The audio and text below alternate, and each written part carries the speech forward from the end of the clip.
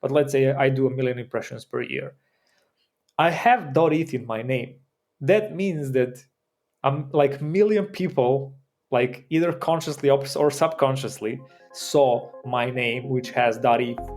And I'm talking right now to people like you don't understand how much this enhances your brand in the digital space, in the digital realm.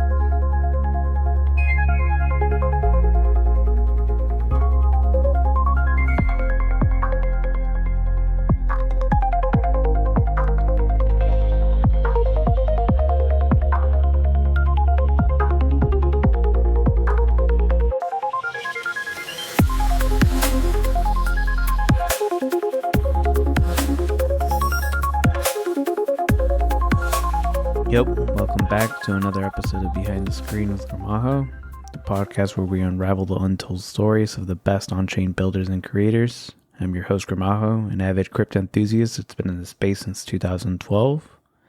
So this week we have Cap from the Namespace team. We really dove deep into the whole ENS on-chain identity world. Cap has a really cool company that helps essentially proliferate your brand or your community in the blockchain or in this kind of new digital economy, which is really cool. I hope you guys enjoyed this episode. Definitely a fun one that I've been wanting to do for a hot minute once I found out about the Namespace team. All right, see you guys on the other side.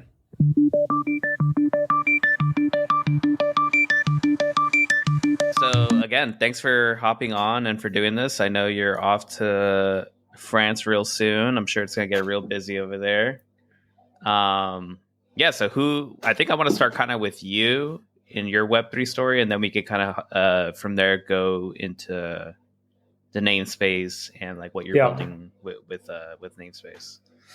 So who is Cap? Feel comfortable to dox as much as you feel comfortable. Okay. And then how did you get into Web3? Yeah, let me say this on the record as well, because I said it when we were not live. Thank you for having me. Such a pleasure to be here, along with some other amazing names and guests that you've had. So excited to meet you, man. And yeah, thanks for the invite. So I'm Cap, or people in crypto know me as Cap. I don't mind doxing myself as well. My name is Chris, and I'm the founder of Namespace. And my crypto journey began when I was like second year at college. I studied computer science in college, and a friend of mine came over and he was like, there's this like new kind of cryptographic like a thing. It's called blockchain. I don't know, like it's a decentralized database. Like let me set it up for you. Like you can participate in the network by mining, and you have I bought like a really nice desktop computer at the time. He was like, you have a nice computer. Let me set it up for you so you can mine and you can get like these Bitcoins in return. And I was like, okay, man, like whatever, let's see what that is all about. And then he set it up for me. And I remember I used to mine like 2 or 3 Bitcoins per month with like just leaving the computer to mine when I was sleeping. And Bitcoins were worth like whatever, like $100 at the time. And I was like, this is just not worth my time, because anytime you turn on the computer and started to mine, like it just immediately occupies the entire like your CPU, like a capacity or GPU capacity.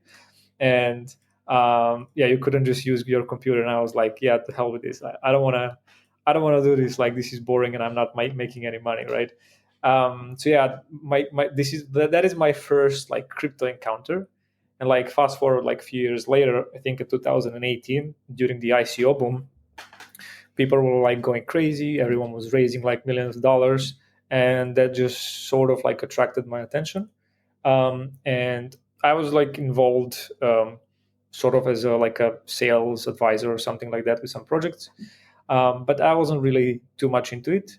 And then I met some of the cool people in Belgrade where I was living at the time. And then we started like working on some ideas, nothing fancy, nothing crazy. Like you have to remember, like there was like the idea of like Ethereum allowing you the ability to like have smart contracts was insane, right? So like at the time we couldn't even comprehend or foresee everything that would be built here right now.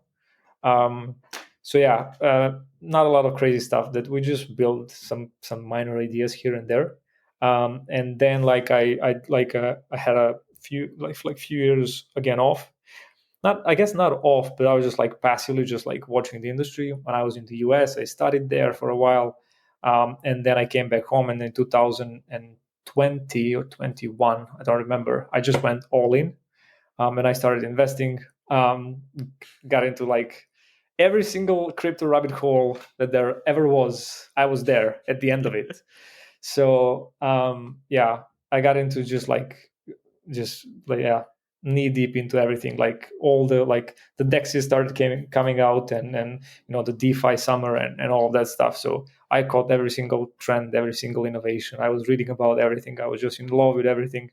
And then at one point, I remember I was reading something. It was like some high level math thing, white paper, whatever it was, and I just didn't understand shit, man, to be honest.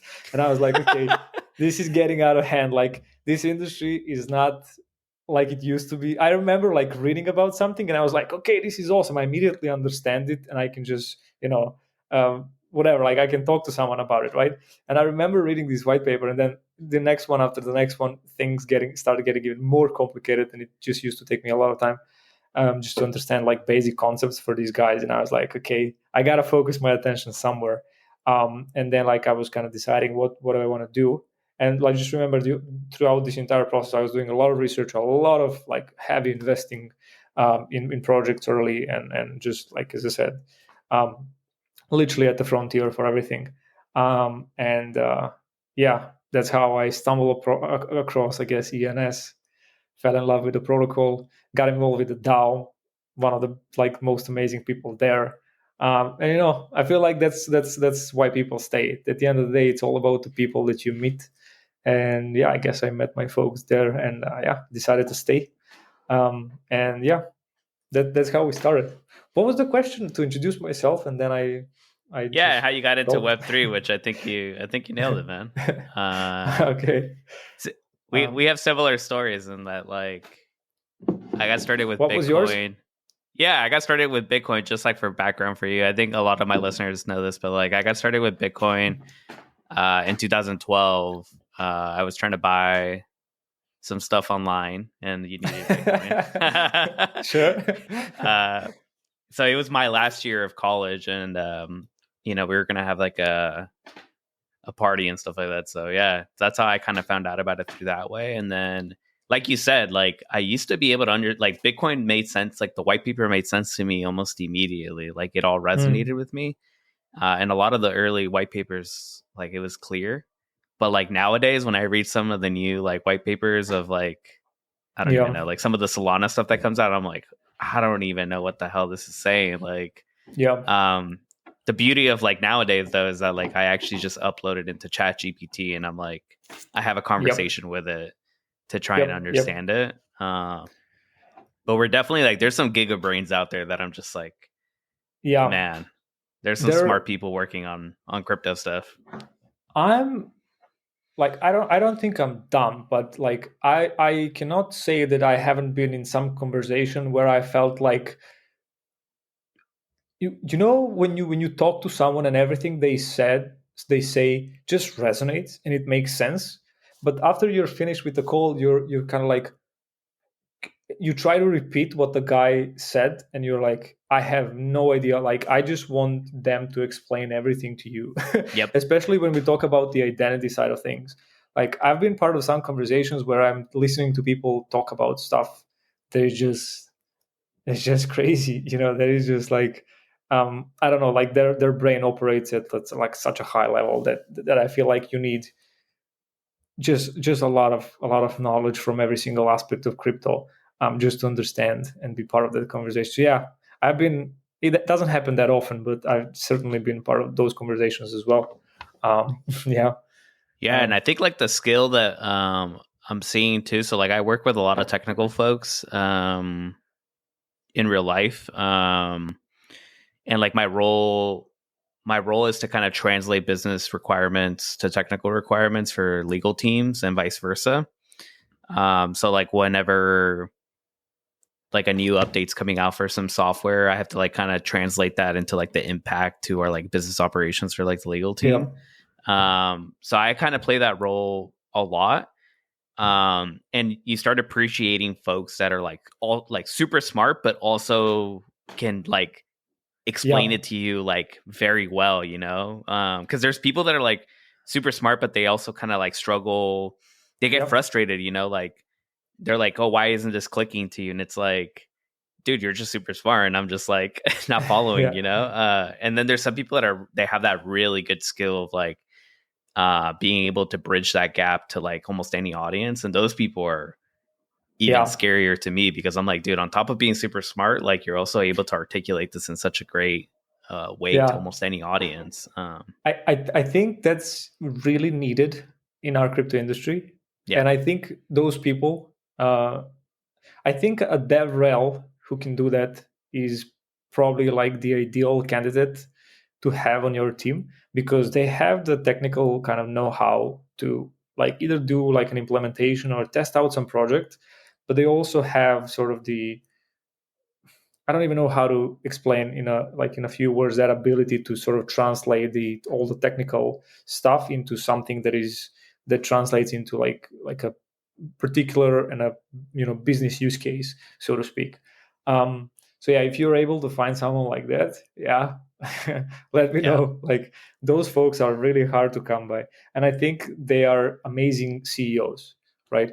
yeah, So if you have someone who's able to speak but is also very like technically sharp, like those guys are really good. And I've always sort of like, at least I kind of aspire to become someone like that, because I have a technical background, but I also have like a business background as well. Um, but yeah, it's definitely difficult. yeah. I think that's like what. So from context for you, like so last summer. So like in 2021, I never got involved with any DAOs just because that wasn't the space that like it seemed cool. Like it's definitely something like I was like, oh, DAOs are cool. Like I think they should exist. I'm glad that we're doing that. But it just wasn't like the thing that was like I wasn't itching to go explore DAOs as much. I think as an operations person, I was kind of like I saw some issues with them, kind of the way Yeah, they were being deployed. So I was like, I just don't want to get involved with that. But like last year, like in the summer, I was like, hey, you know, like I've never really given DAOs a fair shot. Let me actually go join a DAO and like try and participate and you know do the whole DAO experience before saying, hey, DAOs don't work or they suck or whatever. Especially like yeah, now, like you're seeing like this week is like a really good week. A lot of people are like DAOs are dead or I yeah. mean, I even wrote an article about how like we are going to see that this week because of ape coin and the Jupiter DAO situation. Oh yeah, yeah, Um, yeah. I remember reading something about that. They're shutting down the Apicon DAO, right? yeah, exactly. Yeah. Yeah, So I was like, I bet everyone's gonna. This week's the week that everyone's like DAOs are dead and whatever. So like a year ago, I was like, let me actually just get my hands dirty and get in there.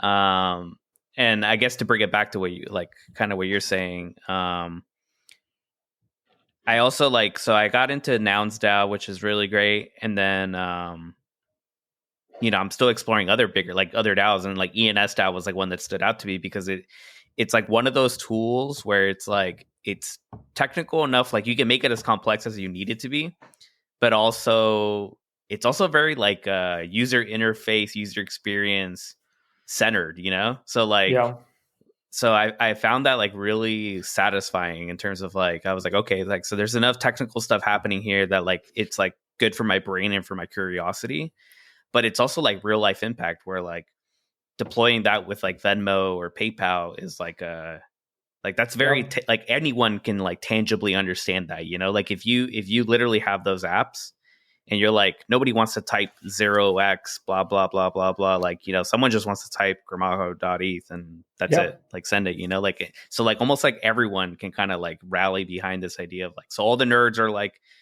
subcontracts and like smart contracts and sub names and like you know they can all get yeah, like their itch from a technical perspective, but even like the end user, the consumer can also get the itch from like hey I never have to worry about um these raw yeah, addresses being in my face. yeah. Is that why you chose ENS DAO? Is that you think like what led you to ENS DAO? Well, I could say that. That sounds beautiful. I could just say like, oh yes, I saw this entire potential. But like when I joined 3 years ago, it was just a domain name service like system, and it had a few pivotal moments, like with the launch of Name Wrapper that enabled sort of the creation of subnames and unruggable subnames, which kind of open up a whole bunch of different possibilities. And then with CCIP read protocol and the standard, where you could essentially store these subnames in these different like environments, so to speak. Like you can mint them on L2s, like on Base or on Optimism or wherever else, or you can just like store them off chain.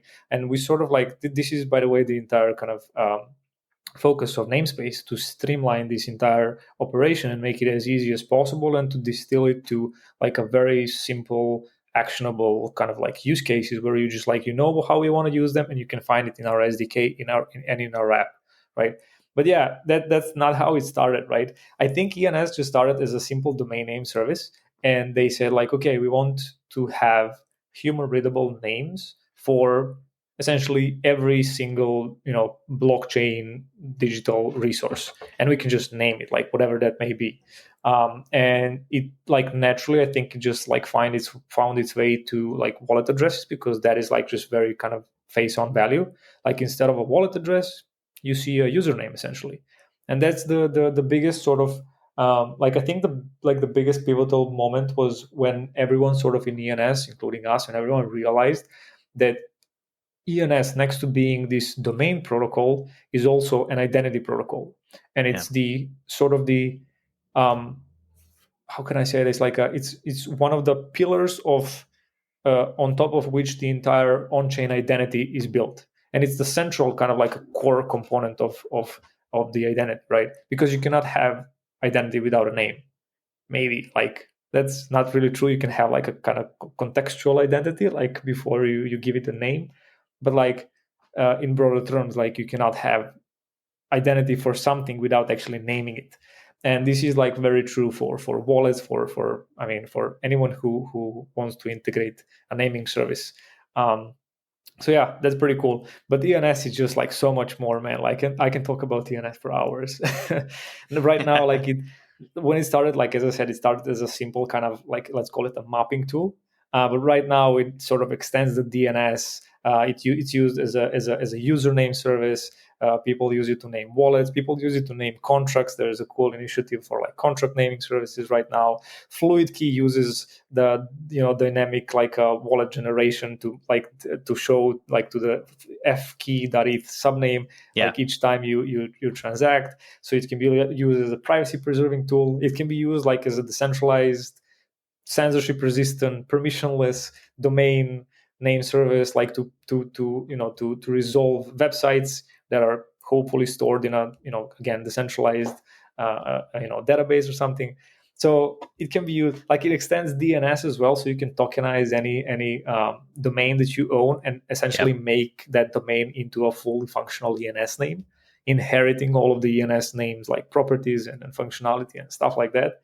So, and right now, like there's even an open sort of initiative and soon to be a proposal for tokenizing top level domains. So it will essentially allow all of the top level domains like .com, .whatever to be tokenized and issue domains as tokens as well through the ENS protocol, and essentially leverage the entire network of partners that ENS has built over the last like 8 years of existence.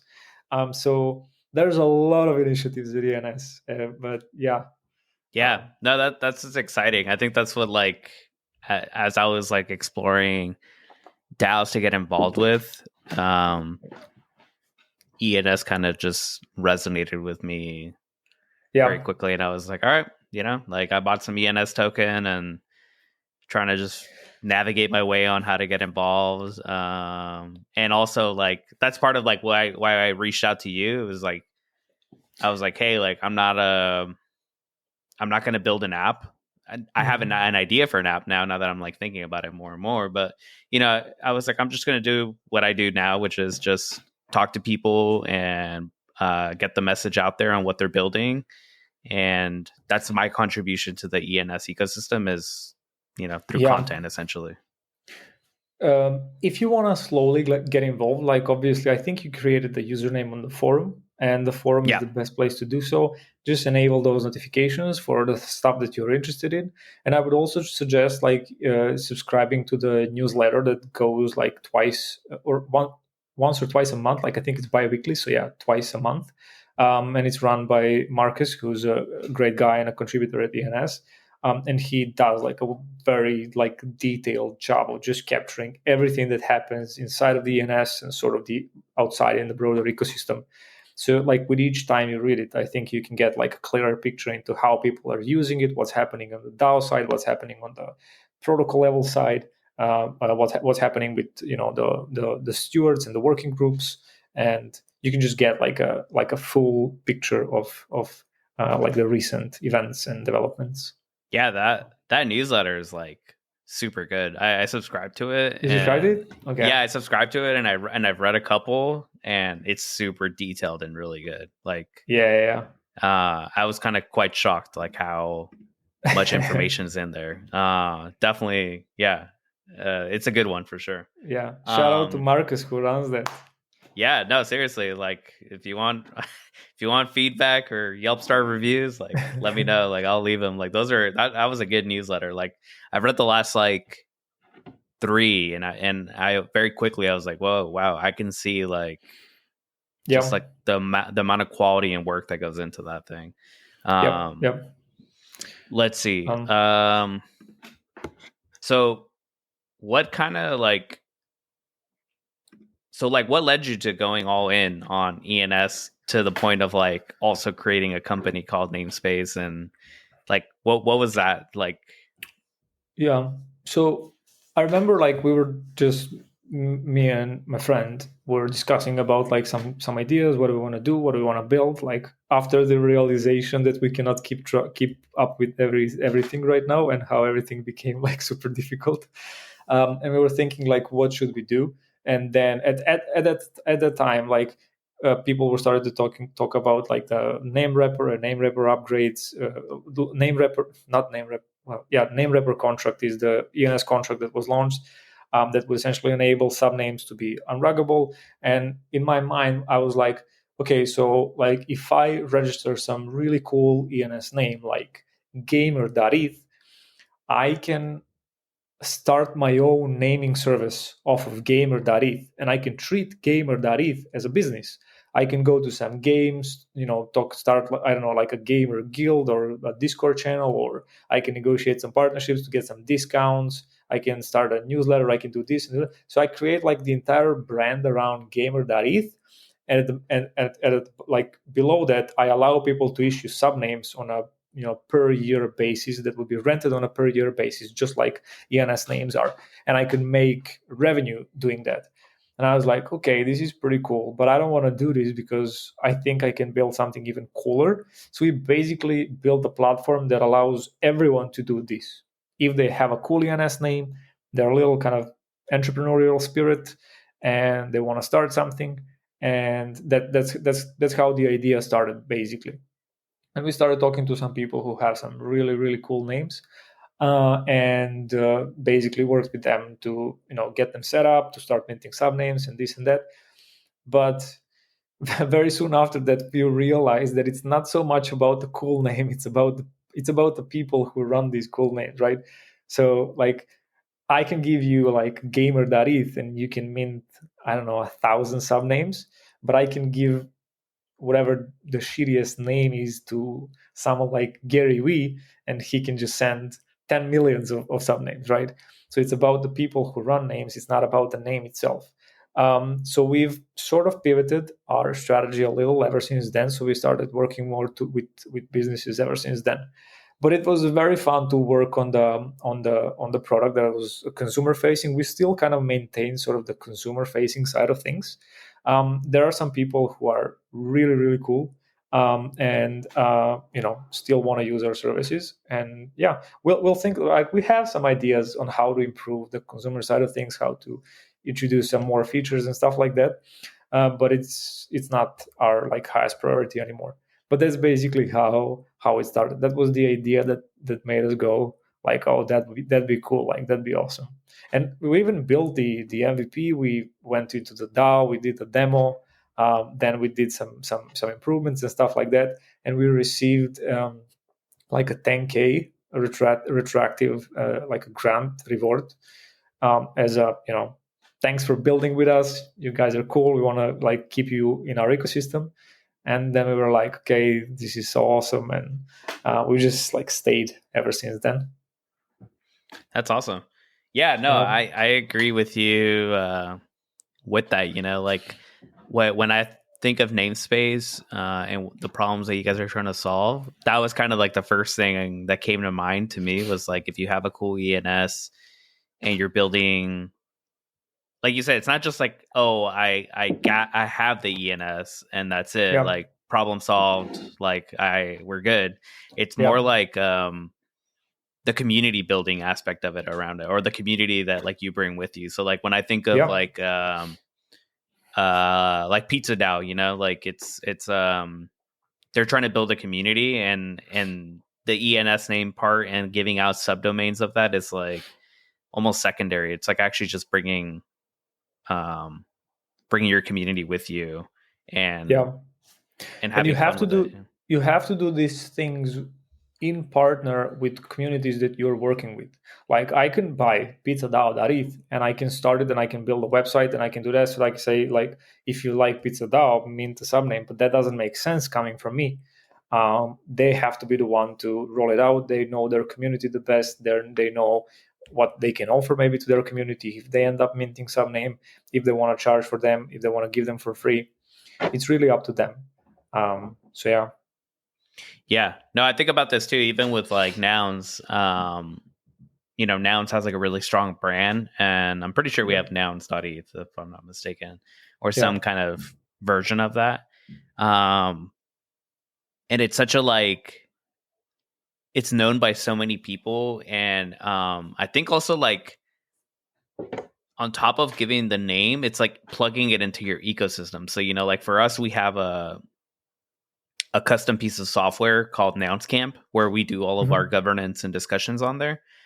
And really, like, what it should be is like, when you come to NounsCamp, if you don't have a ENS resolving, we should be really pushing people to be like, hey, here's a free .nouns ETH subdomain that you can, so everyone has like a recognizable name, So, because like right now we'll get proposals sometimes from people that either don't have a .eth like resolution, or maybe it's a multi-sig. For whatever reason, it could be multiple things.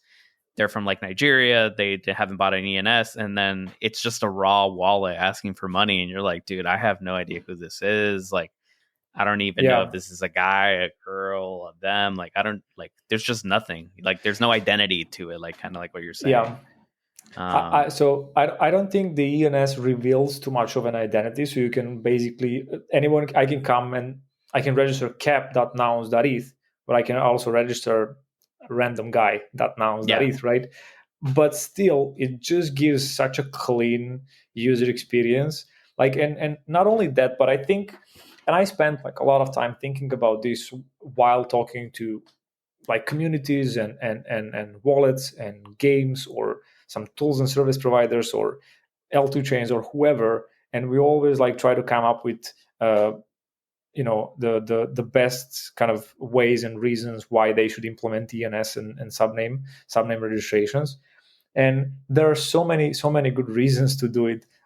Specifically for communities and brands, it's such a brand enhancement that no one understands this. But like when I mint cap.nouns.eth, and for a wallet, I set that as my primary name. Like, anywhere where my wallet in the last 5 years, and I had this wallet for like, let's say 5 years, anywhere where I interacted, where I'm like displayed at some leaderboards, where I'm sending and transacting money with someone, anywhere in Etherscan, like anywhere, any place where my wallet has been, you can see cap.nouns.eth, right? So it's literally like a free sort of marketing tool that is just like out there. Not only that, but I think the strongest advocates use them on their Farcaster, on their Lens, on their Twitter, and so forth. I did this like a little kind of like quick research thing because I was creating a proposal for one of my favorite wallets that hopefully we end up working with. And I created like a draft, sort of like a proposal for them. And I looked into how many impressions does my Twitter account gets per year, and it's around 1 million impressions, just off of my like random things that I say. Like out of those random things, like I'll have 3 tweets that basically put me over 1 million. Like if I didn't have those, like it would be like, I don't know, 200,000-300,000. But let's say I do 1 million impressions per year. I have .eth in my name. That means that I'm like million people, like either consciously or subconsciously, saw my name, which has .eth. And I'm talking right now to people like, you don't understand how much this enhances your brand in the digital space, in the digital realm. Because imagine that you guys, for example, you're the Nouns DAO and you have 1,000 or 10,000, followers or subscribers or nouns minted or subnames off of nouns minted. And out of those 10,000, let's say 1,000 people just use them in their Twitter accounts. And if those 1,000 people have 1 million impressions per year, that's like billion impressions for nouns. Do you know what I mean? Like, that's crazy. That's insane. And it is. Yeah. I mean, okay, I may be giving like pretty big numbers. I don't know if you can have like, 1,000 people rocking, their name.nouns.eth, but Base certainly did that. Base names from base.eth. There's probably 1,000 people that have base names into their Twitter names and on Farcaster and Lens, and just like think about all the other places. So when you combine all of that, that just yields like probably 1 billion impressions for them, like just people seeing base everywhere. And it's such a no-brainer for brands to do this. And I'm trying to get my message out there as clearly as I can, in all of my proposals, in any kind of like integrations or partnerships deal that we try to make on behalf of obviously ENS. So yeah. No, I think cool. I think it's a cool space, man. I think that you're trying to solve. Like someone was asking me about it right before this call, and they have a pretty strong brand, Crypto Sapiens, and I also am building one like around Area 51. And we were and they were like, "What is Namespace, and like how does it tie into like why are you interviewing this person?" And I just told them like, I was like, look, if you're trying to build a community, I honestly think this tool is probably like everyone should be looking at this tool because for that reason. Like, so if your person doesn't come with a .eth ENS or like name, I was like, now everyone could have, like my first name is Juan. So I can have Juan at area51.eth, like, or Juan at cryptosapiens.eth. It just seems like a fun kind of way to get people, especially if we're trying to onboard. Like for me, like I do a lot of all these videos and my podcast, like I actually post a lot of stuff to Web2 platforms. So like it's not just like all Web3. And so we do get people that are Web2 people that have zero crypto exposure and they want to come and join our communities. And if they don't want to, like, if they're just casually looking into it and they don't want to commit to buying their own ENS, I could be like, hey, here's a free one. Like, if it's over 5 letters, I can give you a free one. Why don't you take, your first name at area51.eth and that's yours until you either graduate or want to switch it or do whatever you want, like, but here's a free one. And it's such a good tool to like build a stronger brand. Like we're seeing a little bit of this on Discord too. Like, so on Discord, you can do like I forget the word that they use, but like you can choose to rep like your community, like next to your name. So like I'm on the Rec Discord, which is OSF, and you could do like a little logo. And so he did skull, and then it's just like erect. So it's kind of like clans a little bit. So I'm like, dude, this is basically like ENS. Yeah. Because now you're repping the skull rect on all these other servers, Genosis has one too. It's like GNO. It's like a little pearl. It's like the exact same concept, but like you said, so subconsciously or consciously, however you want to look at it, people are seeing this name now in multiple places, so it's like it's free advertising basically. And next to obviously scale, like this is what I explained in one of my articles, it literally unlocks the horizontal scaling for ENS, and this is the reason why we do it, among other things. But it sort of reinforces this overall mission that we're on, and that is to, air quotes, replace or 0x addresses with human readable names or usernames. So I definitely foresee a future where if we want like every single person in the world, like 8 billion people, to use crypto, we have to switch from wallet addresses to usernames, sort of as a standard. So yeah, for communities, like it's super simple, super like a super cool thing to do, and it's such a fun experience to work with communities. Like just to have them rally around like one, like a one cohesive, unified identity under one namespace of their brand.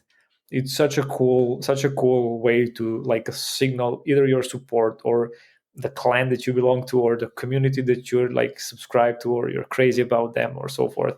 So it's super cool. But obviously, like we should also mention like the next to UX improvements that it does, it can be used to simplify the onboarding. It's used like as a to remove the anxiety from transacting experience, right? Every time, like, I don't know about you, but every time I copy paste message, like I always check like what are your last four letters, right? you know this is what we do, like we check for the last four every time. And if you just do usernames and you just type them in, you're never going to check anything anymore. So Yeah. there are a lot of cool use cases that you can implement. But yeah.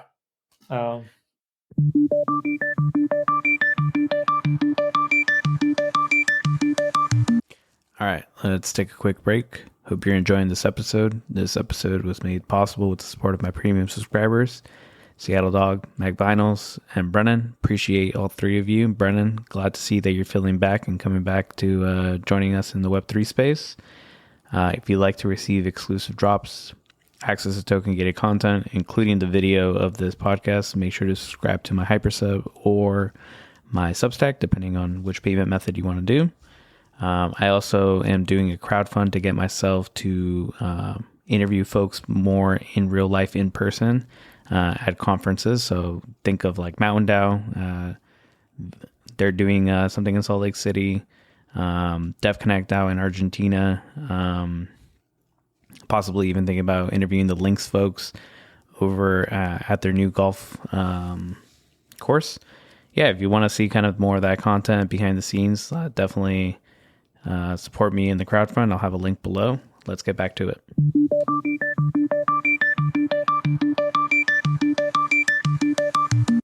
I had a question for you before we continue on the namespace that I kind of wanted to ask you because I feel like I want to get your thoughts on this. So an example is like, so I have my own ENS, right? So Gramajo.eth. And then if we continue with the nouns one, I have, Gramajo.nouns.eth. And then I have my base name as well. So Gramajo basename.eth.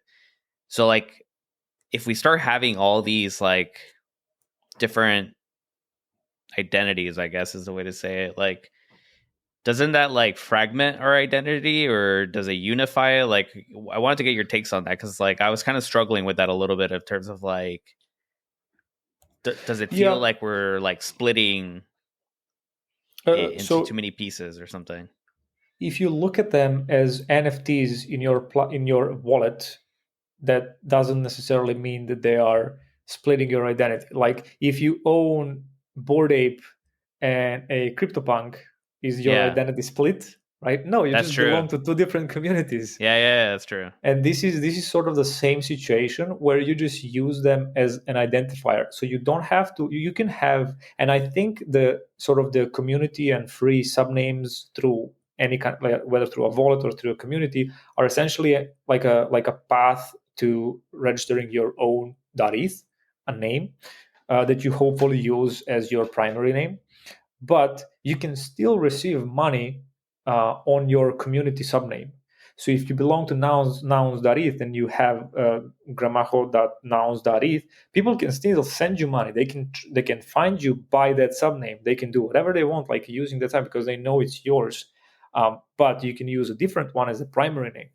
And I mean, like, I can ask you the same kind of question with regards to, for example, Web 2 world. Like, if we look at ENS for what they are, let's just say that for sake of argument, they are increasingly becoming, just Web3 native usernames. Is your identity split if you have one username in Instagram and then another username in Facebook and then another username in, I don't know, like TikTok or whatever, right? Those are all different usernames and completely siloed data points and information about you in different sort of servers. At least all of these are on chain and kind of communicate with each other, right? Yeah. So you can make an argument that identity split, but I think everything stays unified. It's just like a matter of perception. Yeah, no, the NFT that like landed very Yeah. quickly. So thank you. I'm glad that I asked you because I was like thinking about it. Like I was like, are we like fragmenting ourselves? I wonder if it's more like a UX or app thing, because I would love to have the choice, Yeah. like I would love to be on Nounce Camp and be like, hey, on Nounce, I'm just going to be gramajo.nounce.eth. Like I want to rep my That's Nouns interesting. specific name, and then if I'm like on Twitter or somewhere else, everyone can know me as gramajo.eth. So I wonder if it's like an app thing where like we need to tell people like Rainbow Wallet or Uniswap Wallet, like, hey, if this person has multiple names that they could resolve to, like give them the choice to be like, on Uniswap, I want to be known as gramajo.uniswap.eth. Yeah. So I wonder if it's that. Like, I think maybe that's where my brain is kind of like stuck at. Is maybe it's like a user experience app choice or something. That's a really like a good question that I would have to think about and maybe consult some people as well, because I don't see. I mean, I could probably like try to figure out the answer and how would I implement that, but I have no idea if that would work or what I would break in the process, because I feel like that's a client side resolution type of thing. Yeah, exactly. Yep. And like we as an ENS DAO and a community and an ecosystem already have an issue with the resolution process as it is, because for example, if you go to MetaMask and then you switch to Optimism and then you type in your .eth name, and if you don't have Optimism address record underneath your name, that name that you're trying to resolve, MetaMask will not resolve it. It will just say the record doesn't exist, because MetaMask used to look at your Ethereum address record as a default, but now it looks your Optimism address record if you are switched to the Optimism chain in MetaMask. Whereas if you go to Coinbase wallet or Zerion wallet or whoever else, I think they do still the standard type of resolution, which is like they just look at your Ethereum address, because when you mint an ENS name, it just like automatically adds your Ethereum address from the address that you use to mint the name. It adds the Ethereum address of that address that minted that name. Does that make sense? Yeah, that makes sense. So just by the fact that MetaMask does resolution correctly, it could be perceived as if something is not like happening. Something is wrong, right?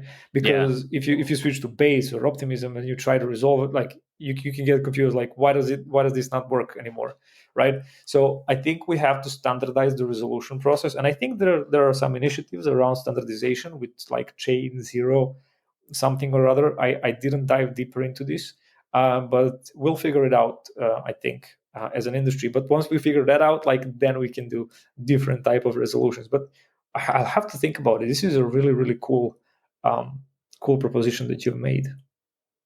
Yeah, I think that's where my brain was kind of like having the choice, and because really, like ultimately, it's all resolving to the same place. At least in my Nouns example, like it's all the same wallet. Yeah, it's just it always looks at the primary name. Yeah. But yeah. All right, that's fine. So what's the biggest problem you guys are facing now in Namespace? The biggest problem we're facing in Namespace right now is trying to decide who to hire among so many cool people that we interviewed. I'm joking, but yeah, we're in the process of interviewing, and this has been such a journey. I have a new and profound respect for HR industry, honestly. Like it's so Yeah. tough. It's so tough to interview people, to come up with the questions, to make sure that, you answer all the right questions, and then you go through an hour-long interview and all that stuff. But yeah. But anyway, so what's the biggest problem that we're facing right now? I guess just getting the message across in terms of like communicating value proposition of ENS can sometimes be difficult, because people see it as, just a simple naming service. Like they don't fully understand the full capabilities the ENS has to offer. So selling ENS is a bit more difficult at times, because I like to say that people perceive ENS as a vitamin, not a painkiller. So they see it as something that it's nice to have, but not something that it's absolutely mandatory into their apps. And we're trying to change that, because there's a lot of benefits that ENS brings with its integration. So that has been sort of like the biggest obstacle. Next to the fact that we're trying to figure out in different industry how to best implement ENS and ENS subname registrations, so we can kind of, as I said, scale horizontally from different places. Does that make sense? Yeah, that makes sense. I would agree. It's shocking to me that that either like it doesn't resolve like in certain apps. I think it's happening less nowadays. Like I think most wallets that I've downloaded, like it resolves or there's no issues. But yeah, like you said, like it's definitely like I wouldn't say it's an optional step. Like even like Yeah, subdomains. I would be like, dude, like we should get away from that yeah. world of raw addresses. This literally happened yesterday, I think. That let me pull it Yeah, I up. think I saw a tweet where you were talking about that, where someone's like, "How is this like not being forced or something?" Yeah, exactly. Is there a way that I can share this? Like Josh from Ethereum Foundation, he posted that said like, who's building like the kind of ultra simple and super safe wallet. And one of the things that he mentioned is like it enforces ENS during the registration, and this is literally the kind of the main selling point that we were giving when we were talking to wallets. And a lot of people sort of were like confused by that, asking like, why would ENS be there? Like, why would you enforce it? And I'm like, let's just switch from wallets to usernames and have ENS sort of as a standard for everyone to use in transacting. But yeah, I mean, I feel like I should do a Twitter space. uh, I would love to talk to some of these people, and I would love to have my um, you know what's the word? I would love to hear some counter arguments as to why this is maybe a bad idea, because I think that will naturally help me grow. Because anyone that I talk to, everyone loves ENS, right? And I don't know. I don't know. Maybe people just don't understand the full kind of scope, like the utility that ENS has to offer. Maybe Yeah, that's why they're maybe. commenting. Yeah, I But put it in I put it in the chat, which pushed it to YouTube, and then I manually nice. posted it on Twitter in case anybody is on there and wants to check out that post. Yeah, I think you Yeah. should do a space audit. Because I also would like to know what are the downsides to it. If there are Yeah. any. Exactly. Exactly. Do you Because want like to I read register a that, and I was username? like, Yeah. yeah, like how is this? Yes, like someone tell me like I'm crazy, and that's Yeah, so each wallet that has their custom brand, like a subname registration process, you could literally have a skip button. Like, you want a username? No, skip. That's it.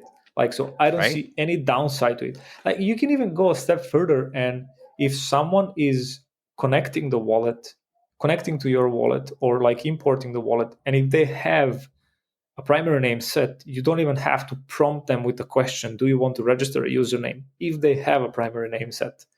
So I feel like there's no downside to the very least, but I can definitely argue for some points that are definitely a huge upside. Yeah. Upside? Well, Is if that you a do word? schedule that, let me know because I'd love to tune in in here. Maybe there's something I'm not thinking about, but yeah, I agreed with you. Yeah. Like even a skip button, like Yeah. I don't know. We'll see. We'll see. Maybe after France. Yeah. Let's see. So I do want to talk a little bit about ENS as well, just mostly because I think I'm new to it. So bear with me on that. But like, ENS recently partnered up with PayPal and Venmo. That was like really crazy news. I mean, it's not recently, but like in the last like let's say 2 years, year and a half. What do you think is the next kind of like frontier for ENS?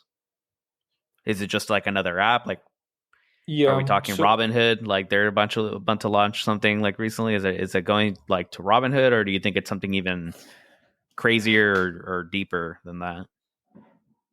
I'm not at liberty to discuss. Oh. I'm all right. joking, Yeah, no worries. You're good. I'm joking. So ENS has recently hired some really cool people. ENS Labs, that is, has recently hired some really cool people on the business side of things and on the partnership side of things. And we've been working sort of together in some cases. And you're going to see a lot of cool ENS integrations and partnerships done, whether just as an ENS Labs or just as Namespace or us sort of collaborating on something. But yeah, on the biggest frontier, I think it's about time we implement subnames or at least ENS names. But I think subnames can play a better role in centralized exchanges, because those are literally the gateways to crypto, right? Majority of people join crypto, via centralized exchange. Yeah. So if you give them a Web3 native, universally resolvable username, even if it's off chain but still works in the Web3 context, that's a huge game changer. Like, just give them a username that resolves in every single wallet that is out there, outside of your centralized exchange, and we're good. Also, I think centralized exchanges like occasionally change the depositing address. So this also kind of fixes the issue for them, where they don't have to tell the users like, oh, we changed the address, like this is the new address. Yeah. Or you know how they tell you like, do not store this address because like we change it like occasionally or whatever. Right. So I think you can just like, if you keep that address, new address assigned to a name, like you don't have to change you don't have to tell your users anything, right? They can just use the username for everything. So I think it's about time we do like some big centralized exchange. I don't know if we're working on that, but we'll definitely try this year. When I say we, I say Namespace. Maybe the ENS guys are already making some moves there. But I would also like to see, what I would like to see, because we haven't integrated. So we have the full kind of the like a super cool kind of the DNS extension through GoDaddy and like all of these ways, like you can tokenize the domain, and like, well, ENS likes to say that they are the extension of the DNS namespace, and they are. So we made it like progress there. Obviously, on the institutional side of things, there's like a huge, like an asset manager, I forget their name, that they're using Namespace, not Namespace, but ENS. There's obviously now PayPal and Venmo, so the payment apps, like, we're cool. But I would really like to see like some Web3, crypto-friendly bank integrate ENS. That will be super cool to see. But I think we're gonna see like we're gonna start to see all the Web3 native apps and protocols, just kind of naturally, just like having some sort of ENS integration there. But yeah, the deposit address on centralized exchanges. Yeah, man, that you get that it, one like, hit. You get it, right? Yeah, so, exactly. that freaks me out. That's like the one time in my current setup now where like, I can't just be in my wallet and then be like, I sent it to Coinbase to this ETH address or whatever like a month ago. That's the same one. Like, I actually have to go open the Coinbase app, and sometimes it is the same one, and sometimes it isn't, Yeah, and I'm like, I man, know. like, why do I have to do this stuff? Like, really, it should just be a name, everywhere else I could send people just names, I'm just like, what's your ENS? I'll just send it there. and then I'm done, But like that one, that's the one time I'm like, oh, let me go check. Yep. Let me copy it. I have to copy it on top of that, and then go back into my wallet again, and then send the funds from there. I know. So that would be prime. It's the same thing. Like you can have, and for example, we use Gnosis Safe multisig wallet for like sending salaries or getting our grant or whatever. But anytime like I have to tell people, like if we hire someone who's a contractor or whatever, like I have to tell them to send us the wallet. Or like some people don't know, like they can say like, oh, whatever, just send it to my this address, and this is the whatever Coinbase or a Binance depositing address. And I'm like I cannot add that into the address book, that feature that the Gnosis Safe has, because that address can literally become like a null, like unusable address tomorrow. So I'm not saving that at any cost. But I can have like your .eth name or a subname if they had it, and they would just like switch the essentially the depositing address each time for you, and you wouldn't even know. So I don't know. It's a cool feature, but it also introduces this sort of like crypto. It's kind of scary. It's an anxiety-inducing type of experience, especially for people who don't know about it and they just learn about addresses. And like I feel like the centralized exchanges want to move like as securely and as slowly as possible. Because like if they introduce like a lot of changes, in a very short period of time, like users would just get overwhelmed. And even though for us, like this makes sense, for someone else, like who's now finally, getting used to, copying the address and then, doing the thing, like you would have to ask them like, oh, you now just have one username. So I can maybe understand their aspect, but I feel like, yeah, if you just tell them, just use usernames, we'll handle everything. They should go for it. Yeah. Yeah. That'd be sick. I guess I have two more. Go ahead. I have anything else. I don't have anything else. Sorry. Oh, okay, I'm cool. free. Oh, awesome. I got two more. I got like 2-3 more questions, and then Go ahead. I do have to hop on to a work call. But let's see. I'm trying to figure out which one we should do first. Let's ask all of them, and I'll do all of them in like 5 minutes. All right, so let's start with this one. Let's keep it on this thread. What's kind of like the most unexpected use case that you've seen or that you can imagine with ETH domains and how we would interact online? So either you've seen it or like you want to see this. Oh, okay. Well, so it's kind of similar to the Coinbase, like, or like the centralized exchange one, a little similar to that. But like, is there any other use cases in there that you think would, on how we completely change how we can interact online? I don't know. I just see them being used everywhere, right? Especially with these like wallet sort of infrastructure providers that you have now. Like even if you embed subname registrations at the sort of the wallet provisioning infrastructure, right? You could literally offer every single one who's leveraging them to immediately get access to subnames. So this is something that we've been exploring for a while now, and we'll probably try to do in the next year. But I mean, there are a lot of use cases for ENS. Like we have to, like we mentioned, FluidKey. I think FluidKey is like a really good example of how can they be used. But like, for example, we worked with a guy who was using subnames sort of as a selling mechanism to essentially send people like physical keychains from their primary names. So people would buy whatever, like cap.ens keychain.eth, and they have to fill out their information, their address, their name, their whatever, essentially shipping address, and you would receive essentially a keychain with like an NFC chip that when you tap it, it just opens up your ENS profile and it gives you like a custom branded, your like primary names, sort of like an ENS profile in the form of a keychain. So that one was pretty like unusual. Yeah. But I don't know, like I see them just being used everywhere, like across wallets or games or social networks, like you name it, like payment apps, obviously, centralized exchanges, anything, like even AI.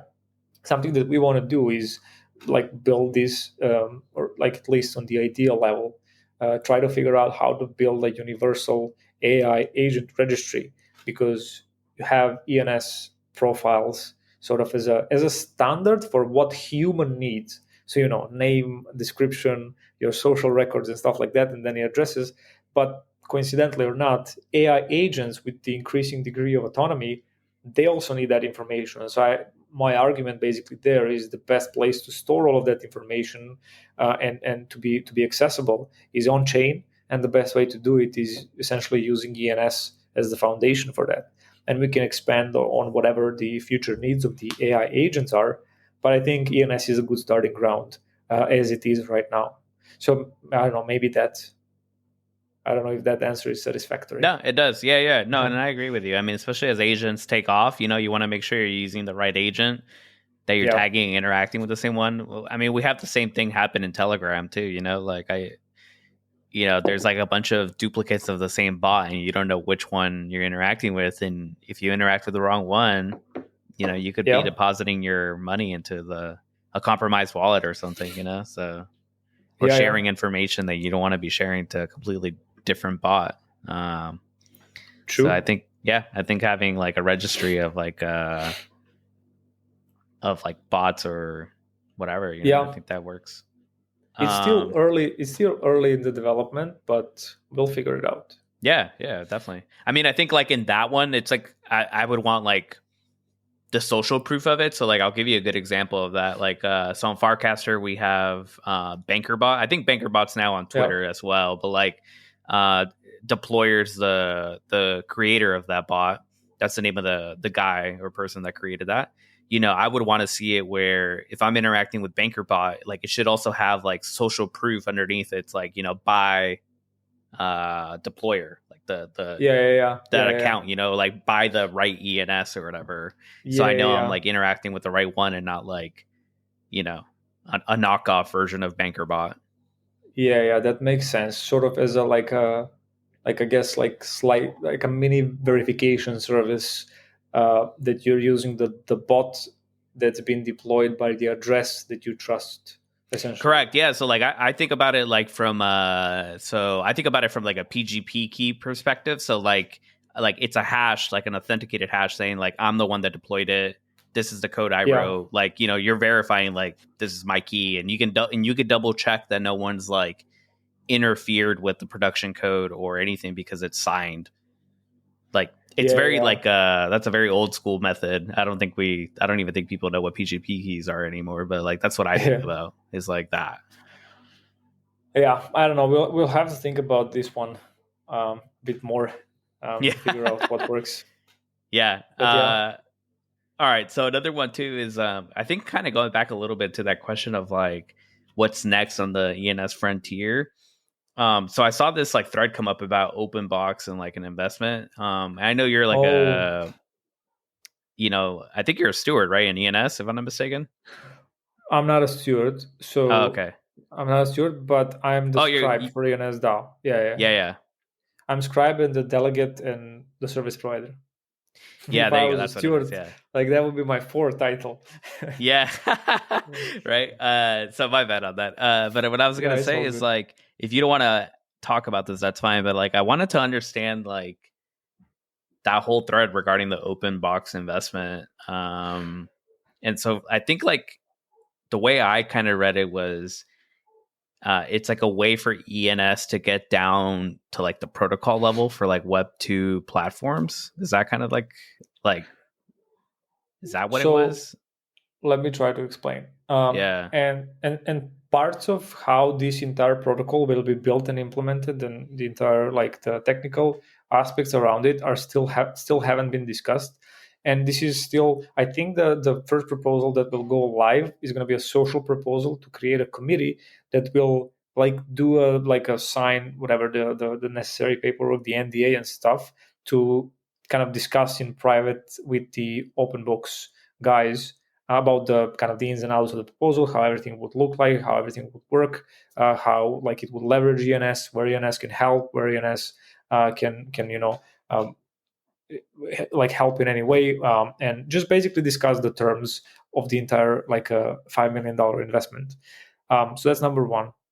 But from what I know about the proposal, and I know like a little, so it builds on the event that is happening next year, and that is ICANN TLD auction, where essentially after I think 12 or even 13 years, ICANN will allow basically anyone, not anyone, but like it's open pretty much for everyone to submit to run a top level domain.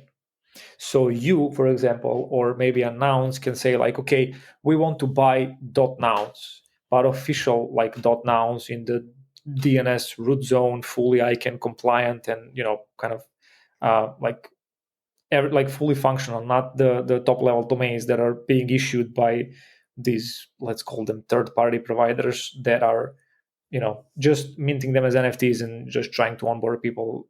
You know what I mean? Like they can never resolve in a browser, right?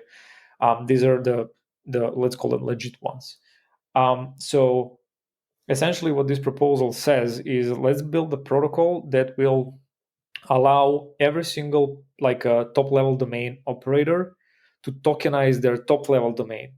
So right now in ENS, you can tokenize your domain. So I can tokenize, for example, namespace.com, and it works as an ENS name. So I can like use it to receive money. I can have the the resolver address for it for different whatever, right? It's literally there's no functional difference with any other ENS name. But that's for like the domains. What this proposal does is essentially propose to create a protocol that will tokenize the top level domain. So think anyone who runs top level domain, maybe like a country code like .us, .rs for Serbia, for example, or like .com or .xyz or .io or .ai or anything. Like essentially it would allow all of these people to tokenize those domains, and next to offering them through like a traditional registration services like registrars like GoDaddy or Namecheap or whoever else, you would be able to essentially register them on chain through some providers. Maybe ENS integrates that, maybe Namespace integrates that, maybe the guys at Vision integrate the registration, domain registration, and so forth. So you would essentially be minting and domain on chain and minting it in the centralized database in a traditional way. So that's the premise of this proposal, because next year, as I said, the ICANN TLD auction is happening, and there's gonna be, I think, it's gonna be a lot of bidding on who gets .crypto, .wallet, I don't know, DeFi or whatever. I don't know, some cool names that have emerged just out of like some emerging trends over the last 10 years. And this ICANN event is like, it's a pretty special thing, man. It happens like over every 10 years or so. So like every 10 years, you get a chance to get into this domain, sort of like basically like a root zone, and operate your top level domain. So a lot of people will apply. I think 10 years ago, they had like around 2,000 applications. So like this year, we could easily see like 5,000 or so. Wow. So, but we'll see. Not everyone gets accepted. Not everyone, gets a name. It costs $230,000 to apply for one top level domain. So if you want to apply for like 10, you need like $2 million. So it's really complex actually to go through this. And I think you have like more than 400 questions to answer during the application process. So it's very rigorous. Yeah. Oh, thanks for sharing that, man. Yeah, like I could sense that it was like it had a potential to be a big deal. That's the next big thing, I think. Yeah. That there's nothing bigger. Yeah, no, that's exactly that. That's like I was like looking at it and I was like, dude, this thing looks like it's gonna be huge. Yeah. And it was good to see it like we're talking about it now, essentially, like early, or early for Web3, but yeah. So thank you for kind of breaking that down. That gives me more homework to go learn some more. So now you know. So I think the next step, if you want to keep involved with the ENS DAO, just track that proposal, and I think we're gonna have a social proposal coming out pretty soon to vote on creating the committee that's going to look into this proposal like more in depth and basically come back with an answer like should we invest or not, which I hope they move forward with, because I think it's a good investment for the DAO. But yeah, maybe something interesting. Now you have a frame of kind of reference based on this conversation, so you can kind of track it. So that's exactly it. Yeah, so I subscribe. Like I think I pressed followed, and I was like, I definitely want to track this one. This one looks really cool. All right. So to wrap up, mostly just because I have another call. Like it's been a great conversation. And thanks again for doing it. But it's a little bit of a weird one. So it used to be, I don't know if you're familiar with like tapas or pinchos from the Spanish like culture, like in Spain. They're like little bite-sized snacks. It's kind of like the best way to describe it. So a long time ago, like two plus years ago, when I got started with my content, it was supposed to be like bite-sized pieces of Web3 news. That's where I got the idea from. And so it used to be called something completely different than what it's called now. But in honor of like keeping the same question, so I've asked everyone this the same question, but what is your favorite snack? My favorite snack? Oh. Real hard questions here. And I don't know what it is. Don't say carrots and hummus. I know someone said that before, but those are not snacks. That's like healthy food. That's too healthy food. That's what I said. I was like, you're making me feel guilty for my snack. No, I'm trying to figure out like what's my kind of like a guilty pleasure. I love a good cheesecake, I'm not gonna lie. So that's one. But the first thing that came to mind, I just eat a lot of chips. But like I don't know if you call it like chips, like a like Pringles things, whatever. Yeah. I just love it. I don't know why, but they just like give me sort of energy boost. Ever since I stopped sort of drinking coffee, I drink coffee like every now and then now. But ever since I stopped drinking coffee, I just eat a bag of chips, and it gives me like a boost. I don't know why, and I'll drink some Coke, and I'm good to go. I replaced a semi-bad habit with 2 bad habits. Yes, that's typically how I do it too. Actually. I had the exact same thing as you. I actually gave up coffee for a year. So like every year I do like a challenge where I give up something. And it's not meant to be fun. So I gave up coffee like that was a while back, like 6 years ago. Gave it up for a year. And I picked up chips. I ate chips every day for like a year, and then the next year I was like, okay, now I need to give up chips because this became an addiction. And you pick up like a Snickers bar or something. Exactly. Just like... Have you ever tried to quit sugar for like at least 3 months? Like no sugar whatsoever, not even through like ketchup or like just 0 sugar. Have you ever tried that? No, but I know I need to, man. I don't even have like that much. I don't eat sugary stuff that often. Like I don't drink soda. I don't eat candy. Yeah. But like, as you know, things in America, like freaking ketchup has like sugar in it. Like everything's sugar. Bad here, essentially. Like they're like, here's an apple, and we actually added sugar to it. And you're like, great, thanks. Yeah, they do that now. Yeah, they do that. Like they modify the apples to produce like apple. Like all of the fruits, I think, like years ago, had like a lot less like fructose in them. Yeah. Than they have now.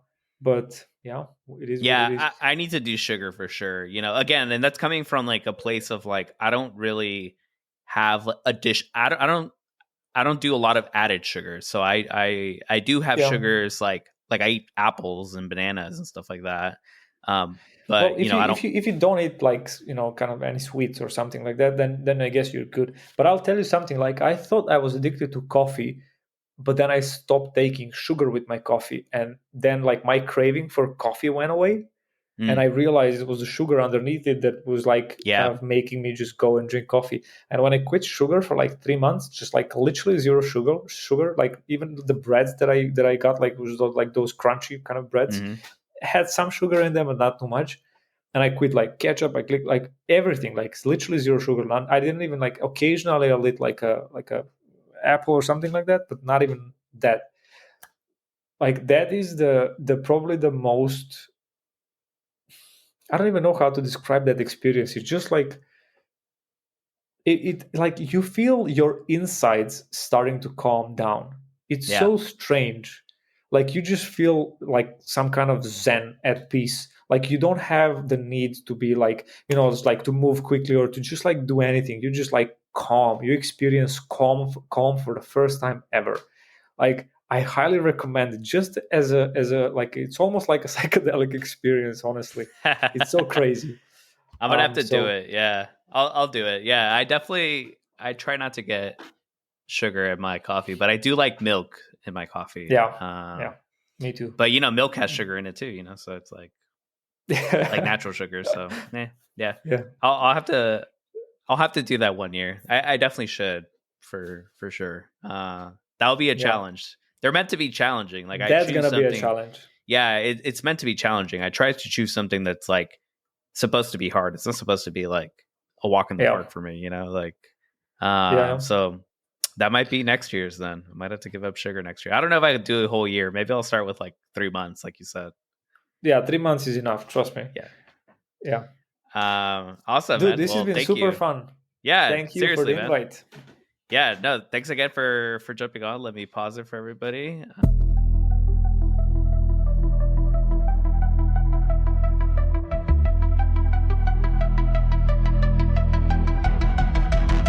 All right. If you're hearing this message, that means you've listened to the entire episode. And for that, I want to thank you for making it to the end. If you're listening to this episode on a platform other than Pods, make sure to go to Pods to collect this episode. If you are on Pods, hey, thanks for being on here. Make sure to subscribe from your favorite Web 2 app, including Substack or YouTube, so you can get notified when these episodes drop. Before we head off, I wanted to do a cast off. So cast off is a segment where I want to hear from you, the audience. So this week's cast off question is, what community would you like to see Namespace comes to? So if there's, for me, it's nouns specifically. I would love a nouns subdomain. And if you don't have a favorite community, do you as a content creator or community builder or just Web3 person would love to see more subdomains? Let me know. If you enjoyed this episode, leave us a review on Apple Podcasts or Spotify or wherever it is that you listen to your episodes. Just hit me up if there's any specific people or topics you'd like to see me covered in the newsletter or in the podcast. All right. See you guys on social media and see you guys next episode. And definitely make sure to check out the crowdfund and help me make more content for you. Peace.